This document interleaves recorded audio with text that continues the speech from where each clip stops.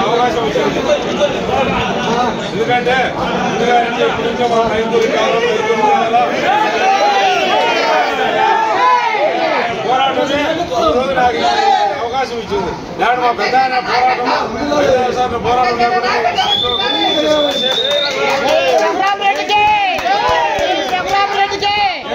వాళ్ళ కుటుంబానికి, అవినాష్ రెడ్డి కుటుంబానికి నేను కానీ మా పిల్లలు జీవితాంతం వాళ్ళ సేవ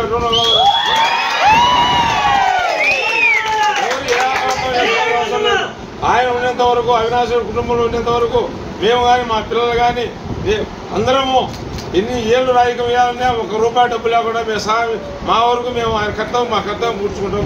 కాబట్టి దీనికి నాకు ఈ అవకాశం ఇచ్చిన అవినాష్ సార్ గారికి మా ముందు మా పెద్ద ఆయన గారికి